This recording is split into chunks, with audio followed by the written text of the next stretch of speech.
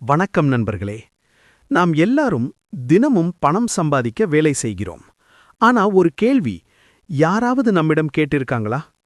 நீ சம்பாதிக்கும் பணம் உண்மையில் உன் வாழ்க்கையை நல்லதாக்குதா? அல்லது பணத்துக்காக நீ வாழ்க்கையையே கொடுத்து விடுகிறாயா? இந்த முக்கியமான கேள்விக்கான பதிலை சொல்லும் ஒரு உலக புகழ்பெற்ற புத்தகம்தான் your money or your life. இந்த புத்தகம் சொல்லும் முக்கியமான கருத்து என்னன்னா, பணம் என்பது வெறும் காகிதம் இல்லை, அது உன் வாழ்க்கை நேரம், லைஃப் எனர்ஜி. நீ வேலை செய்யும் ஒவ்வொரு மணி நேரமும் உன் வாழ்க்கையிலிருந்து எடுத்த நேரம்.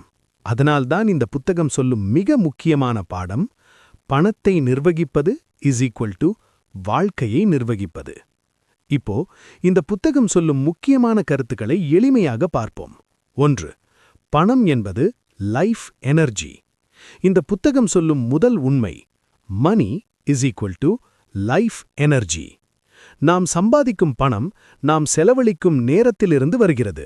உதாரணம், நீ ஒரு மாதம் 30,000 ரூபாய் சம்பாதிக்கிறாய் என்றால் அது வெறும் 30,000 ரூபாய் இல்லை, அது உன் நேரம், உன் உழைப்பு, உன் திறமை, உன் வாழ்க்கை, இவைகளின் மதிப்பு. அதனால் இந்த புத்தகம் சொல்வது, கோல் பணம் செலவழிக்கும்போது இது என் வாழ்க்கை நேரத்திற்கு மதிப்பா என்று கேள். 2. எவ்வளவு பணம் வந்தாலும் போதாத உணர்வு. பலருக்கும் ஒரு பொதுவான பிரச்சனை, சேலரி அதிகரிக்கும், இன்கம் அதிகரிக்கும், ஆனால் சேவிங்ஸ் இல்லை. ஏனென்றால் நம்ம வாழ்க்கையில் ஒரு ட்ராப் இருக்கிறது. அது earn, spend, want more, earn more. இந்த சைக்கிள் ஒருபோதும் முடியாது. உதாரணம், புதிய மொபைல், புதிய பைக், பெரிய வீடு, லக்ஸரி லைஃப் ஸ்டைல், இதெல்லாம் டெம்பரவரி ஹாப்பினஸ், ஆனா மன அமைதி தராது. 3. ஒவ்வொரு ரூபாயையும் ட்ராக் பண்ண. இந்த புத்தகத்தில் சொல்லப்படும் முக்கியமான practice, every rupee must be tracked. நீ ஒரு மாதம் எவ்வளவு சம்பாதிக்கிறாய், எவ்வளவு செலவு செய்கிறாய், அது தெரிந்திருக்கணும். பலருக்கு தெரியாத விஷயம், நாம் அதிகமாக செலவு செய்கிறது ஸ்மால் எக்ஸ்பென்சஸ். உதாரணம், coffee, online shopping, unnecessary subscriptions.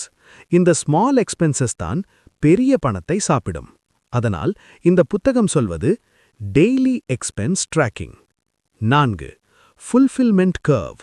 இந்த புத்தகம் ஒரு முக்கியமான கான்செப்ட் சொல்லும், அது ஃபுல்ஃபில்மெண்ட் கர்வ்.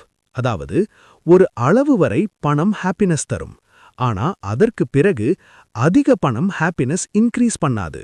உதாரணம், பேசிக் நீட்ஸ், சேஃப்டி, கம்ஃபர்ட், இதற்கு பணம் அவசியம், ஆனா அதற்கு மேலான லக்ஸரி ஹாப்பினஸை அதிகப்படுத்தாது. அதனால் புத்தகம் சொல்வது, கோல் இனஃப் என்ற வார்த்தையை கண்டுபிடி. 5. Conscious spending. இந்த பணம் செலவழிக்க கூட ஒரு விழிப்புணர்வு வேண்டும். ஒரு சிம்பிள் கொஸ்டின், இந்த செலவு என் வாழ்க்கையை மீனிங்ஃபுல்லா ஆக்குதா? இல்லைனா அது வேஸ்ட். உதாரணம், லேர்னிங், ஹெல்த், ஃபேமிலி எக்ஸ்பீரியன்சஸ், இவைகளுக்கு செலவு பண்ணினால் அது வாழ்க்கையை ரிச் ஆக்கும். 6. Financial independence. இந்த புத்தகத்தின் அல்டிமேட் கோல் ஃபினான்ஷியல் இண்டிபெண்டன்ஸ். அதாவது நீ வேலை செய்ய வேண்டிய அவசியம் இல்லாமல் வாழ்க்கை நடத்த முடியும் நிலை. இதற்கு ஃபார்முலா, ஸ்பெண்ட் லெஸ், சேவ் மோர், இன்வெஸ்ட் ஸ்மார்ட். நீ செலவை குறைத்து சேவிங்ஸ் அதிகரித்தால் ஒரு நாள் உன் இன்வெஸ்ட்மெண்ட்ஸ் உன் வாழ்க்கையை நடத்தும். 7. மணி டஸ் நாட் ஈக்குவல் ஹாப்பினஸ். இந்த புத்தகம் சொல்லும் மிகப்பெரிய lesson, money cannot by happiness, ஆனா மணி பை செய்யும் ஃப்ரீடம், டைம், சாய்ஸஸ். அதாவது நீ விரும்பும் வாழ்க்கையை தேர்வு செய்யும் பவர். Final message. இந்த புத்தகம் சொல்லும் மிக முக்கியமான மெசேஜ், பணத்தை மட்டும் சம்பாதிக்காதே, அர்த்தமுள்ள வாழ்க்கையை உருவாக்கு.